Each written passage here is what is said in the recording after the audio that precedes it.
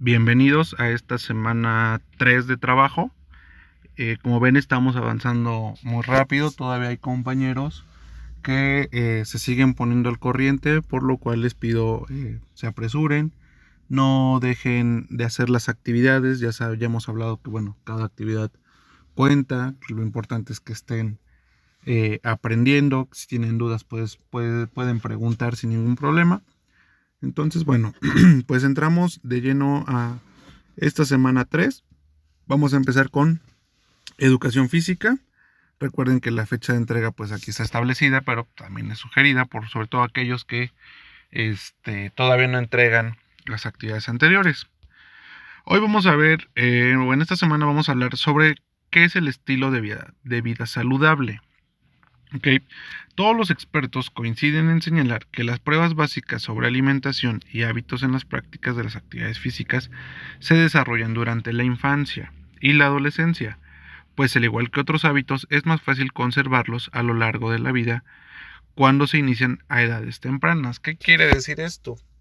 Que muchas veces si no hacemos deporte o no tenemos un hábito saludable, por ejemplo, como la lectura o dormir en nuestras horas adecuadas, 8 horas al día, no lo establecemos desde la infancia o la adolescencia, ya en una edad adulta es muy complicado poder establecerlas, aunque no imposible, que quede claro. Si se lo proponen, pueden establecer un estilo de vida saludable o algún hábito saludable. Ustedes están en plena juventud, por lo cual están en la edad correcta todavía para establecer un buen estilo de vida saludable o un hábito de vida saludable. Entonces, continuamos. Los estilos de vida se diseñan a partir de hábitos, conductas, tradiciones y comportamientos que aprendemos en nuestro entorno familiar o social. Pues les digo, muchas veces a lo mejor nuestros papás o nuestros tíos juegan fútbol, béisbol, básquetbol y de ahí pues le agarramos pasión o cariño a ese deporte y lo practicamos, ¿no? A lo mejor otros juegan ajedrez o se les hace hábito la lectura. La mayoría pues a lo mejor no tenemos esas motivaciones tan cerca, ¿no? La Organización Mundial de la Salud define estilo de vida saludable o un estilo de vida como la percepción de un individuo tiene de su lugar en la existencia, en el contexto de la cultura y del sistema de valores en los que vive, y en la relación con sus objetivos, sus expectativas, sus normas y sus inquietudes. Es decir, todo va hilado a lo que tú hagas, a lo que quieras ser o lo que quieras hacer o lo que quieras reflejar. Que hay muchos malos hábitos, por ejemplo, muchas veces en los torneos de fútbol llanero o de nuestras comunidades, hay muchos vicios, no solo en cuanto a alcohol o drogadicción, sino que a la hora de jugar no juegas con limpieza, no juegas con ética, juegas feo. Lo primero que te enseñan los grandes es a cometer faltas, a hacer trampa. Y eso, pues, al final se va reflejando en tu vida personal. Entonces, no solamente es tener un estilo de vida por tenerlo, ¿sí? No decir soy futbolista, sí, pero soy futbolista de los que apenas te tocan y ya te tiras para cobrar una falta. Eso no es tampoco una cuestión ética, ¿sale? Entonces, vayamos entendiendo cómo funcionan también los estilos de vida, que el contexto en el que uno se desarrolla, como aquí lo dice, la cultura y los valores, pues también tienen que ver en los objetivos que nosotros nos establezcamos. Ahora bien, para diseñar una vida saludable debemos considerar lo siguiente: ¿qué es calidad de vida? ¿O qué nos da una calidad de vida? Bueno, pues satisfacción en las actividades diarias. ¿Qué quiere decir esto? Que lo que hagamos a diario pues nos dé cierta satisfacción. Si ahorita por pandemia pues tenemos que salir a trabajar por necesidad, bueno, pues que la satisfacción sea que estamos apoyando a nuestra familia, ¿sí? No solamente mirarlo de manera egoísta y decir, pues ya es mi dinero y mi familia pues no la ayudo. No, esto no se trata de eso. Tiene que haber satisfacción en lo que se hace. Si vamos a salir a jugar, aunque sea en la cascarita, bueno, vamos a jugar, pero pues nos vamos a divertir, vamos a estar bien y no me voy a salir peleando con nadie. Es un poco de lo que intenta hablar este punto. Satisfacción de las necesidades, logros de meta o de metas de vida. Pues terminar el bachillerato es una meta de vida, continuar estudiando es una meta de vida. Es una necesidad que a lo mejor muchos ahorita no entienden que tenemos. Es una necesidad de satisfacción no solo para nosotros de poder seguir estudiando, sino es una satisfacción para nuestra familia poder alcanzar un logro, ¿no? Autoimagen y actitud hacia la vida. Muchas veces te dicen, ¿sabes qué es? Que tú proyectas seguridad o proyectas inseguridad y a veces te dicen que la ropa te ayuda, pero cabe aclarar algo aquí muy importante. Cuando se dice que la ropa te ayuda, no quiere decir que la ropa más cara te ayuda, ¿sí? Podemos tener los pantalones más sencillos, la camisa más sencilla, pero si los tenemos bien lavaditos, bien planchaditos, la blusa bien planchadita, sin manchas de cloro, de mole, de lo que ustedes quieran, si nos preocupamos por nuestra imagen, vamos a proyectar eh, seguridad, vamos a proyectar limpieza. Y para eso no se necesita ni los tenis más caros, ni la ropa más cara. Teniendo los tenis bien limpios, los zapatos bien limpios, proyectamos imágenes totalmente diferentes y eso nos hace tener mayor seguridad y una actitud de vida diferente. Así que yo los invito a eso, ¿sí? Lo que sea que tengamos, tengámoslo siempre limpio, y que esté limpio no quiere decir que sea responsabilidad de nuestras mamás que no lo limpien, ¿eh? Nosotros podemos limpiar nuestros zapatos, nuestros tenis, lavar nuestro pantalón, nuestra ropa, con tal de proyectar lo que nosotros queramos. Y si vemos una sudadera, una playera, lo que sea, que nos gusta, bueno, pues nosotros podemos trabajar o podemos ver de dónde sacar ese recurso para darnos también nuestro gusto y que nos ayude a tener una imagen diferente o un estilo de vestimenta diferente, que sea lo que nosotros queremos proyectar. Participación de factores de personas y socioambientales. Esto quiere decir todo lo que influye alrededor de nosotros, ¿sí? ¿Qué es lo que nos envuelve? Nuestros vecinos, nuestra familia, ¿sale? ¿Cómo eso nos ayuda a desenvolvernos de manera correcta? Y también cómo nosotros, si somos conscientes que a lo mejor hay acciones que nuestro entorno tiene que son negativos, pues nosotros podemos hacer un cambio para arrastrar a toda nuestra comunidad a un cambio positivo. Un ejemplo muy sencillo ahorita, pues es fácil, usa el cubrebocas. Aunque si toda tu calle, toda tu colonia, toda tu comunidad no lo usa, por la razón que sea, bueno, pues tú sí sal con tu cubrebocas y eso a ti te da una calidad de vida diferente en estos momentos de manera literal. ¿Qué tenemos que evitar para tener una calidad de vida? Consumo de sustancias tóxicas, tabaco, alcohol y otras drogas, créanme que no te dejan absolutamente nada, nada, nada. Todos conocemos a alguien que ha terminado mal. A veces la vida que vemos en redes sociales es diferente, pero créanme, eso no es la realidad es otra.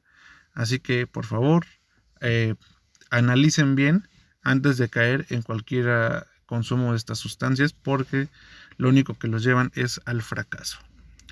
Sedentarismo y falta de ejercicio, pues fácil. Ahorita, bueno, pues no podemos salir de nuestras casas, pero algunos a lo mejor tendrán un patio grande donde puedan jugar. Lo más práctico es si tienes un aro, pues haces una canasta de básquetbol y te pones a jugar. O hay muchos ejercicios de agilidad mental que puedes hacer, pero la actividad física pues siempre es importante. El insomnio es la falta de sueño y se produce por muchas razones.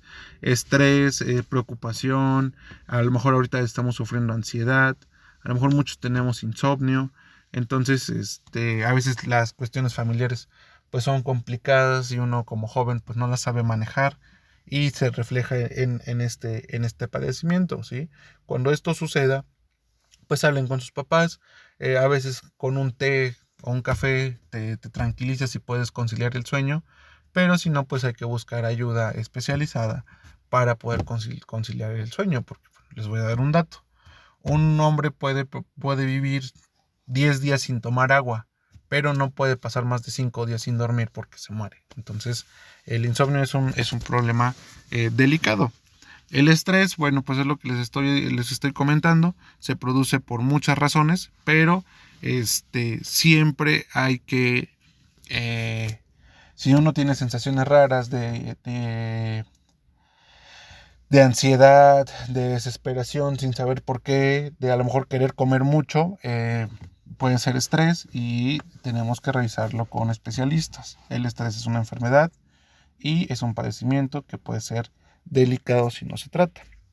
Dieta balanceada, pues sobre todo no comer frituras, tomar refresco y eso nos va a ayudar mucho. La falta de higiene personal, saben que por lo menos hay que bañarnos una vez al día. Recuerden que pues estamos en una edad en la que sudan mucho y desprendemos olores naturales, pero bueno, por eso hay que tener una higiene correcta. Una errada manipulación de los alimentos, pues ¿qué hacemos? Muchas veces no enjuagamos bien, no lavamos bien nuestras frutas, nuestras verduras y la recomendación con agua con tantito vinagre, ahí las lavamos bien, las desinfectamos, le quitamos toda la tierrita, unos 5 minutos remojado y nuestras verduras y nuestras frutas están debidamente desinfectadas. Obviamente es un chorrito de vinagre blanco para que no agarren mal sabor, pero esa es la manera correcta de desinfectar los alimentos. El pollo no se puede comer crudo, el puerco hay que comerlo bien cocinado, eso pues nuestras mamás lo saben a la perfección. No realizar actividades de ocio o aficiones. Por ejemplo, ¿qué son actividades de ocio? Pues irte a parar a la esquina y estar criticando gente o estar haciendo cosas que son socialmente incorrectas o que atentan contra la ley. Eso de verdad que no nos ayude nada. Y la contaminación ambiental.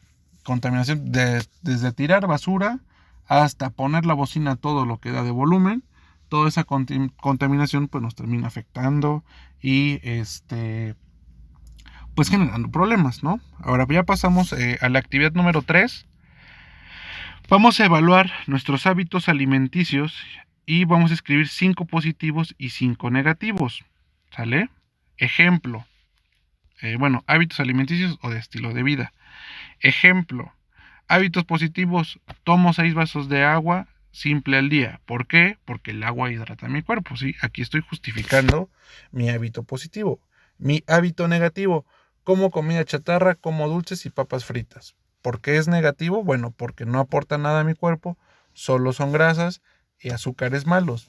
¿Sale? Entonces así ustedes van a ir poniendo 5 hábitos positivos y 5 hábitos negativos, explicando por qué creen que son positivos y explicando por qué creen que son negativos. Bueno, jóvenes, pues esta es la actividad de educación física.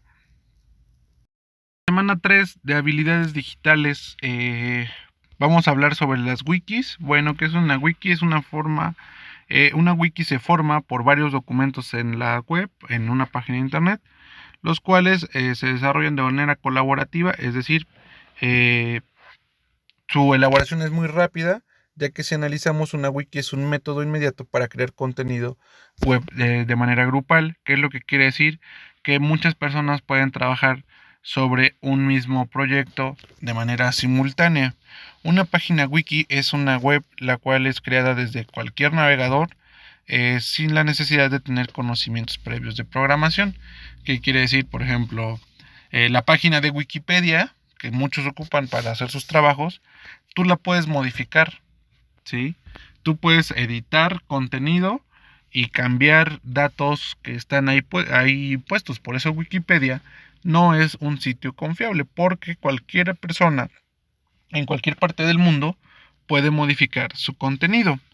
Al igual que los blogs, las wikis trabajan con una interfaz de edición fácil de utilizar, permitiendo crear páginas sencillas. Asimismo, posee un historial de revisiones para poder deshacer cambios y volver a versiones anteriores. ¿Cuáles son las características principales de las wikis? Bueno, pues permite crear documentos de manera colectiva, no hace revisiones antes de aceptar las modificaciones, permite realizar trabajos colaborativos, puede tener contenidos actualizados y favorece la revisión del trabajo a medida que se va realizando. Es lo que le digo, por eso muchas veces no es muy confiable los artículos o documentos que se encuentran en las wikis. Tendrían que ser unos artículos pues, verificados o que veamos que son de fuentes muy confiables para poderlos utilizar o al menos comparar la información con otras 2 o 3 páginas y que veamos que es similar. Por eso no se les recomienda usar Wikipedia, jóvenes. Uso. Se pueden desarrollar proyectos de investigación colaborativa, se crea un espacio en la red para alojar textos, actividades y videos, crea portafolios digitales, difunde experiencias. Por ejemplo, en una herramienta de Google puedes tú hacer una hoja de cálculo, un documento de texto o un documento de presentación y lo puedes compartir con varios de tus compañeros y pueden todos agregando contenido de manera simultánea. Esta es una forma de trabajar a distancia que la verdad pues nos ayudaría mucho en estas situaciones en las que estamos viviendo, pero es una herramienta que también puede ser útil, ¿sí? No solamente nos quedemos con Wiki y lo relacionemos con Wikipedia, sino que también pues es una herramienta que a nosotros nos puede servir para trabajar. Cada que tú vas escribiendo, pues se pone una señal de que fulano de tal está escribiendo ese apartado, ¿no? Y así se queda guardado. Entonces, sí te queda claro qué es lo que hizo cada uno de los integrantes del equipo. Tipos de wikis. Bueno, los tipos de wikis públicas pueden ser visitadas y editadas por cualquier cibernauta, por cualquier usuario de internet. Era lo que les comentaba hace rato. Las protegidas pueden ser vistas por todo el mundo, pero solo pueden ser editadas por los miembros del espacio, que es decir, los que tienen como que el control de esa plataforma. Esos no necesitan, necesitan una invitación del administrador del documento para poder editarlo. Y por último, las privadas, que son los espacios solo privados, donde solo pueden ser vistos y editados por los miembros del espacio, que es el ejemplo que les estoy dando de los editores de Google Drive o de Google, que puedes accesar desde tu cuenta de Gmail. Ese es totalmente gratis. Y bueno, pues algunos sitios para crear wikis son Wikispace, Wikpaint, Google Sites, que es el que les digo, NairWiki, PBWorks, SohoWiki, Wikidot, Wikis, Wikia y Wikia.com. Por último, bueno, pues vamos a hacer en esta actividad 3 una actividad muy sencilla. Van a realizar un cuadro sinóptico con la información que se les está dando de wikis, que bueno, pues es todo esto. ¿Sale? Si alguien tiene una duda o quiere, podemos hacer un ejemplo sobre una wiki en el Google Site. Solo por favor, pues escríbanme para que lo habilitemos. Entonces esta es la actividad número 3, jóvenes. Para la semana 3 de Historia del siglo XIX, vamos a hablar sobre la invasión napoleónica a España y su impacto en la Guerra de Independencia. ¿Sale? Recuerden que ya tenemos en España una nueva familia gobernando, que son los Borbones, que impusieron sus reformas borbónicas a todas sus provincias españolas, sobre todo en América. Su virreinato más importante pues era así el que habían impuesto en lo que hoy es México. Y bueno, ¿qué es lo que pasó? Vamos a hablar de cómo Napoleón Bonaparte el francés, invadió España y cómo eso generó la Guerra de Independencia de México. En 1789 se llevó a cabo una revolución en Francia, país que había consolidado como el más poderoso del continente europeo. Esto ponía en aprietos a la corona española, ya que las ideales revolucionarias de los franceses podrían generar que se incitaran los mismos movimientos en España. Pero los españoles decidieron no intervenir, ¿sí? El rey Carlos IV en esa época no se encontraba en las condiciones económicas para ofrecerle ayuda al rey francés. Entonces, el príncipe decidió permanecer neutral y su situación cambió en 1793, cuando Luis XVI, rey de Francia, fue ejecutado en la guillotina, es decir, le cortaron la cabeza. Durante poco más de 2 años, España y Francia tuvieron una serie de combates con graves pérdidas para España.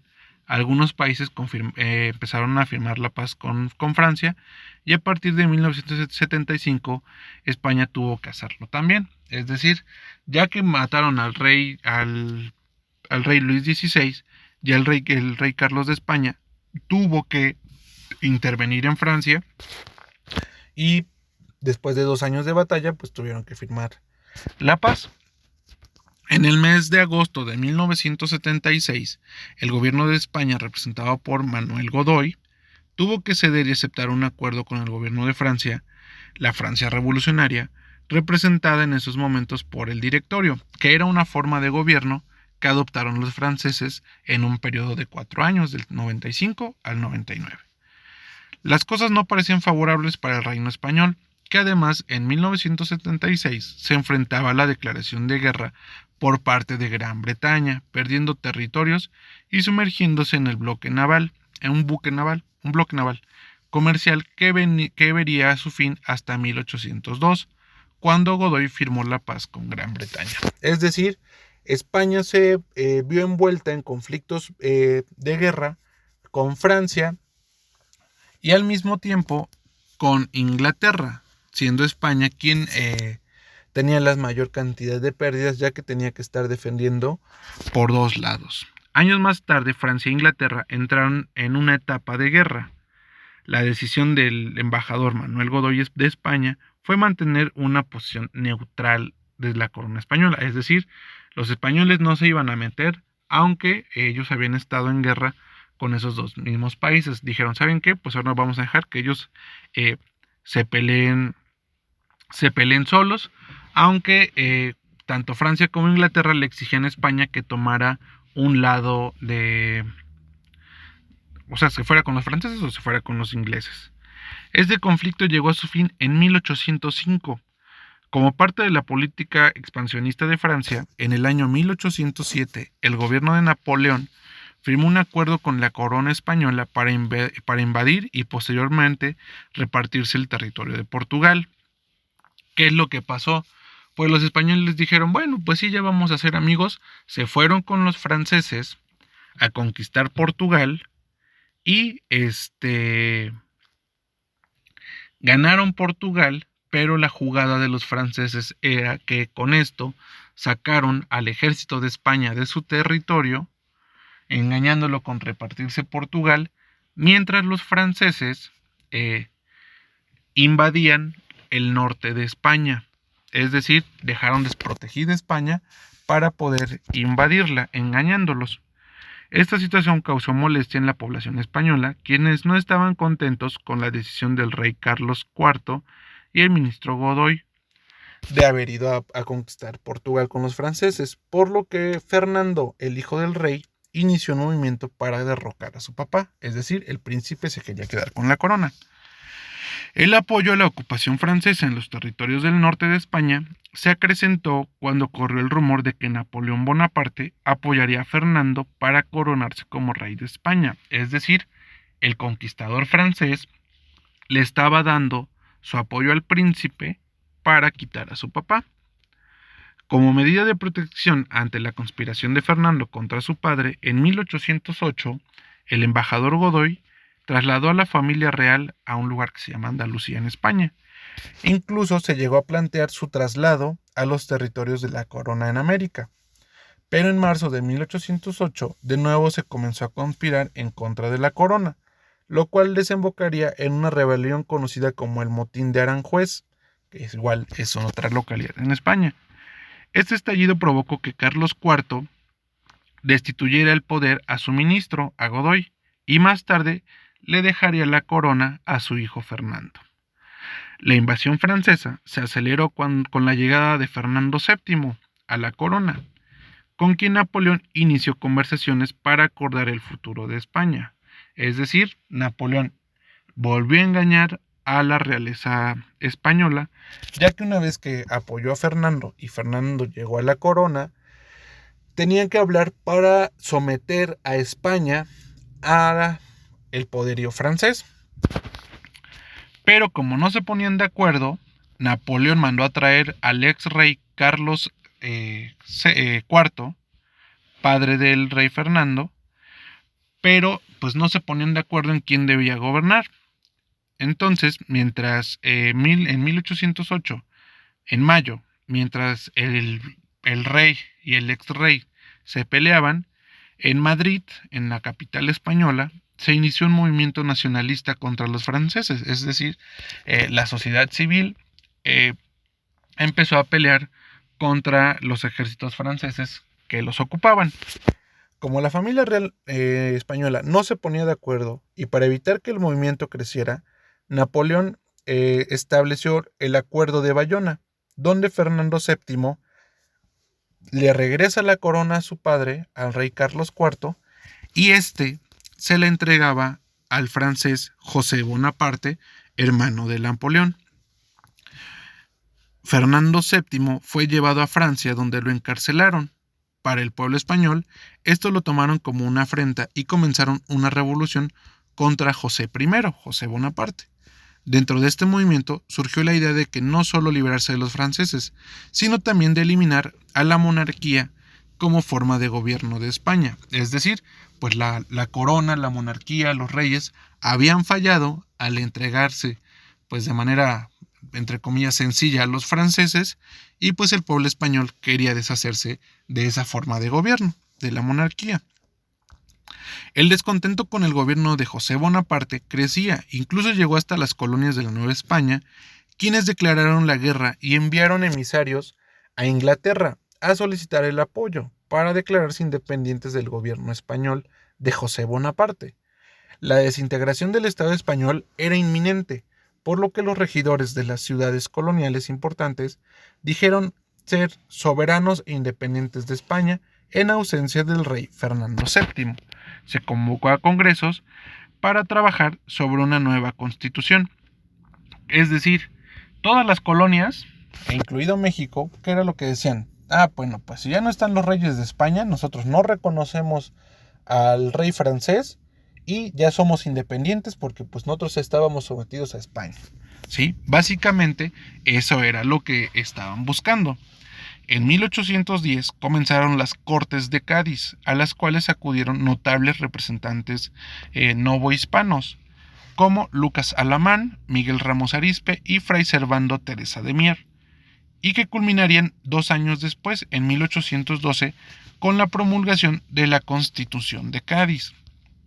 En la Nueva España, esta situación se vio como un escaparate o una oportunidad para buscar establecer órganos autónomos de gestión. El grupo criollo veía amenazada su posición y cada día luchaban por ser parte de los puestos privilegiados. Las reformas borbónicas habían minado los intereses de la clase alta y el aumento de los impuestos para subsanar gastos militares por parte de España que asfixiaba a la comunidad novohispana. ¿Qué es lo que pasó? En México existían dos grupos de la gente rica y poderosa, los peninsulares y los criollos. Los peninsulares eran españoles que llegaban directamente de España, que eran nacidos en España, que habían vivido en España y que eran enviados a España, a México, a gobernar. Y los criollos eran hijos de españoles, pero nacidos en México. A los criollos no se les permitía o era muy difícil que obtuvieran puestos importantes en el gobierno o en la política. Y era el descontento que empezaba a haber, esa diferencia entre los españoles llegados de España y los españoles o los criollos nacidos en México. La política española se enfrentaba en la península al gobierno de origen francés, posición que benefició a los conspiradores novohispanos. Sin duda, el gobierno de José Bonaparte no era bien visto por los criollos novohispanos. No en balde, el cura Hidalgo gritó, haciendo referencia a José I, a José Bonaparte: muera el mal gobierno y viva Fernando VII en 1810. Esto fue uno de los gritos que dio el cura Miguel Hidalgo en la parroquia de Dolores cuando inició la independencia de México. ¿Sale? Entonces espero que les haya quedado un poquito claro. Si no, pues tienen aquí para leerle un poquito. Y vamos a elaborar la actividad número 3, que es lee con detenimiento la información que se presenta, rescata los acontecimientos más importantes y elabora una línea de tiempo. Y eso ya es a criterio de ustedes. Lo que consideren más importante, el chiste es que con su línea del tiempo ustedes puedan entender lo que pasó desde la invasión de Francia a España, cómo los reyes españoles entraron en conflicto entre ellos y cómo esto se vio reflejado en los inicios de la revolución, o de la independencia, perdón, de México. Por último, vamos a hablar sobre el lenguaje y comunicación, igual en nuestra semana de trabajo número 3. Vamos a hablar sobre los conceptos de queísmo y dequeísmo. Sí, recuerda que estamos hablando mucho sobre los vicios del lenguaje. El queísmo y el dequeísmo se relacionan con el uso incorrecto de la conjunción que, y el dequeísmo por la preposición de. Ambos vicios del lenguaje se producen cuando estos nexos se utilizan de forma innecesaria, es decir, que están de más. Recordemos que tanto las preposiciones como las conjunciones funcionan como nexos o como conexiones entre oraciones, es decir, nos permiten enlazar ideas para construir un mensaje, por lo que se debe analizar el contexto y el significado del nexo para determinar cuándo usarlo. La conjunción que también se conoce como relativo y se emplea para unir dos oraciones. Ejemplo de oración subordinada. Me dijeron que viniera lo más pronto posible. A veces es necesario usar la combinación de preposición y relativo de más que. Si se ignora el contexto y solo se usa que en las oraciones, se trata del vicio del lenguaje denominado queísmo, ya que se elimina la proposición de, lo que también se denomina adequeísmo. Por ejemplo, un ejemplo incorrecto. Estoy seguro que encontrarán útiles estos ejemplos. Un ejemplo correcto. Estoy seguro de que encontrarán útiles estos ejemplos. Como les he estado diciendo, a veces como nuestra manera habitual de hablar, nos acostumbramos a escuchar las maneras a lo mejor erróneas y creemos que es lo correcto, ¿no? Si le ponemos atención a este ejemplo, parecería que está mejor dicho la oración de arriba. Estoy seguro que, pero la manera correcta es agregarle el de. Estoy seguro de que encontrarás útiles estos ejemplos. Porque aquí, bueno, pues estás asegurando el de, o sea, que te serán útiles. Por su parte, el dequeísmo ocurre cuando se agrega la preposición de en oraciones que no necesitan que no necesitan la combinación de más que. Ejemplo, dijo de que si venía a clase. La manera correcta es dijo que sí venía a la clase. Aquí nos sale sobrando el de después de la palabra dijo.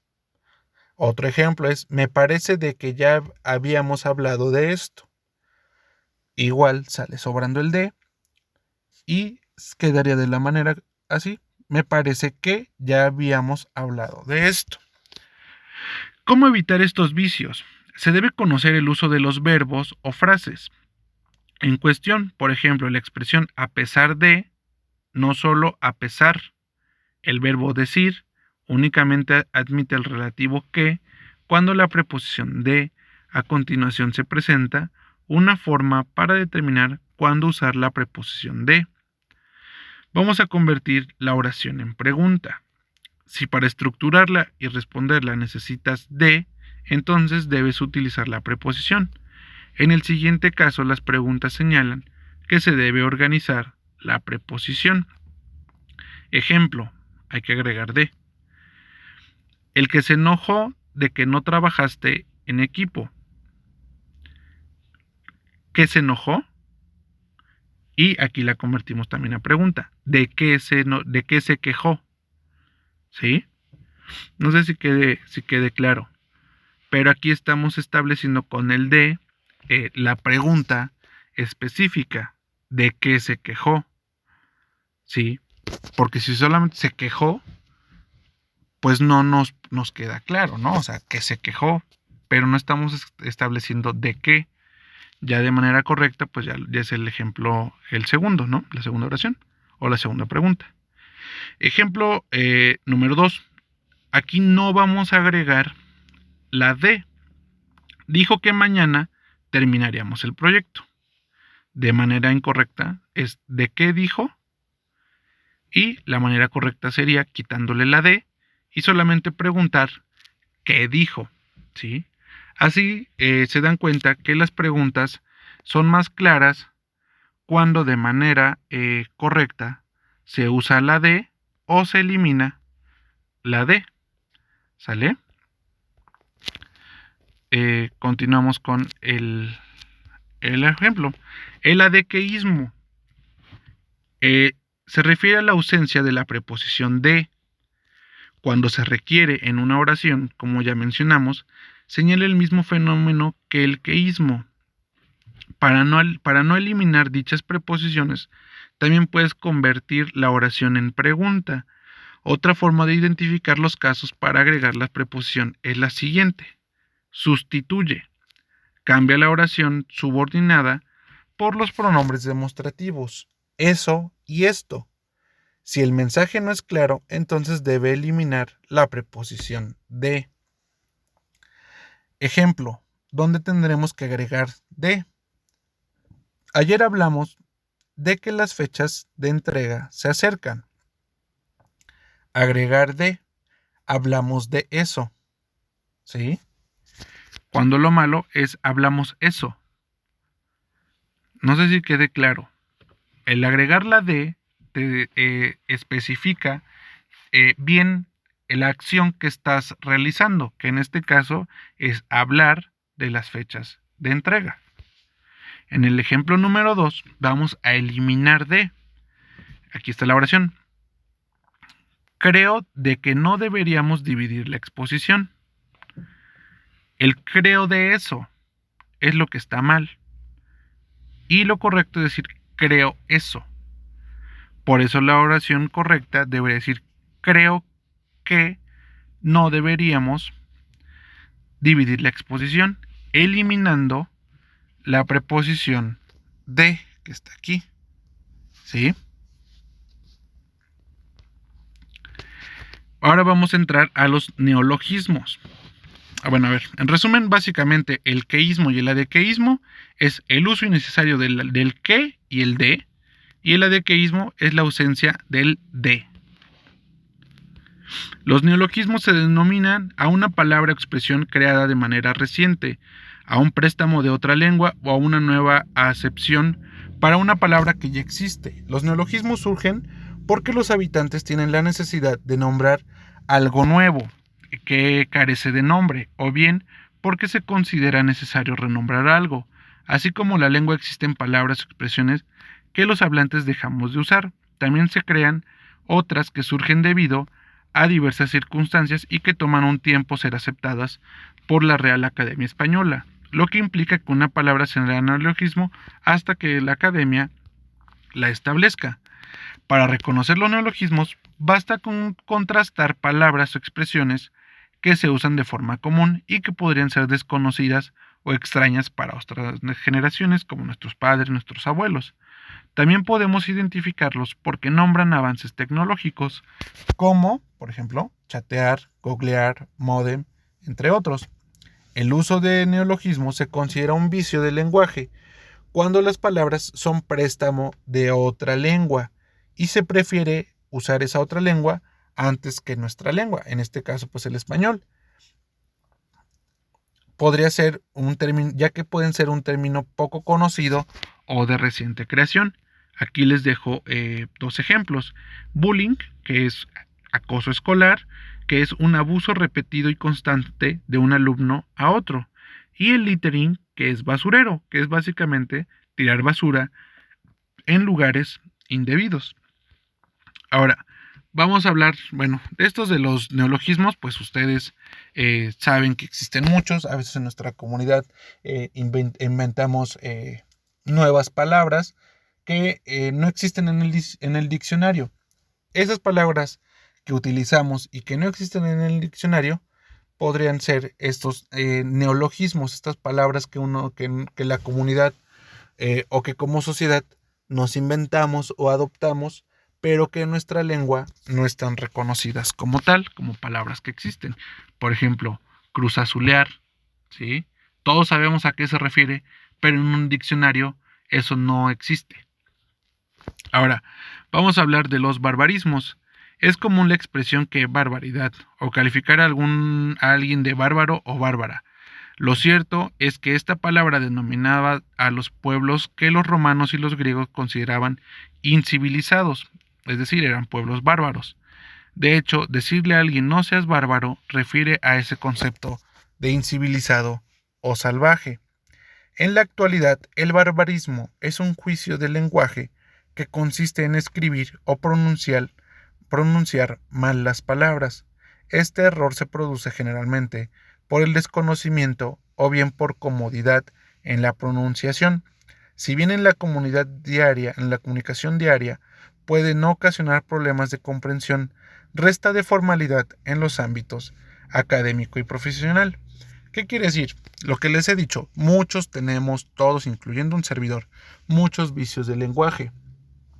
Pero los barbarismos son palabras que decimos mal o escribimos mal, muchas veces por desconocimiento de que de que la manera en la que lo decimos es la incorrecta, o porque, bueno, crecimos en un ambiente donde todos, por tradición, toda nuestra comunidad dice esa palabra así y así creemos que está bien, ¿sí?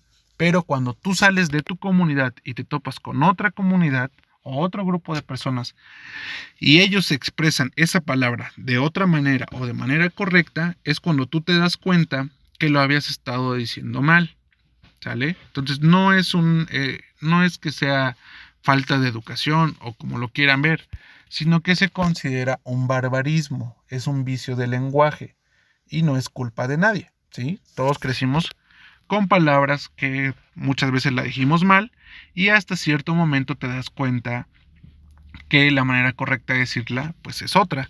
Por ejemplo, y muy cotidiano es me dijiste que viniera.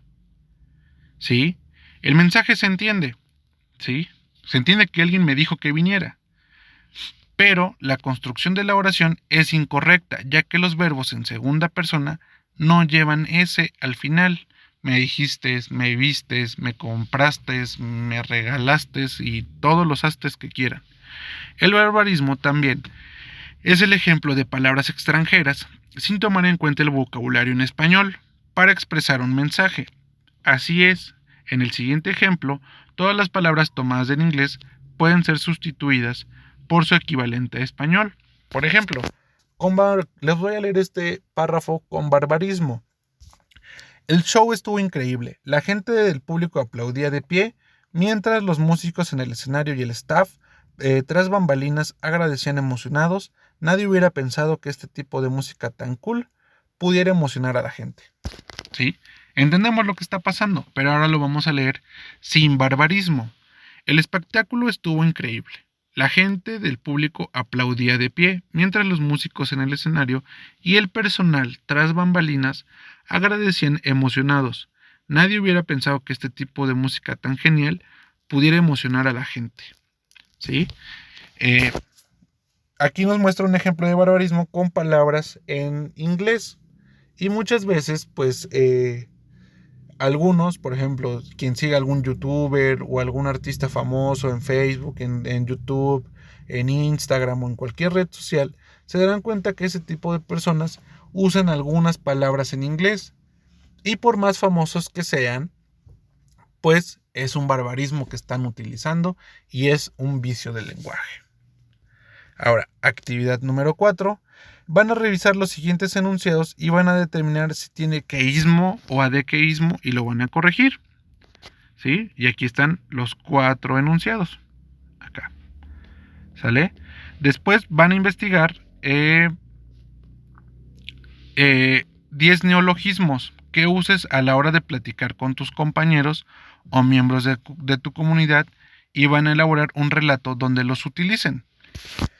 Espero que quede claro. Van a identificar 10 palabras, neologismos, y con esos 10 neologismos van a elaborar un relato, una historia, una anécdota. Punto 3. Van a identificar los barbarismos en los siguientes enunciados, sustitúyelos por las palabras correctas. Aquí están, ¿sí? Entonces,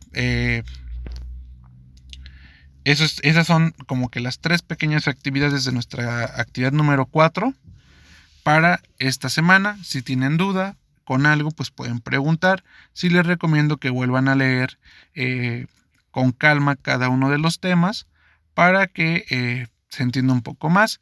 El queísmo y el adequeísmo pueden sentir que a veces son un poco enredados, pero la verdad es que es muy sencillo entenderle. Como les digo, solo es evitar el uso excesivo del que y el uso innecesario del de.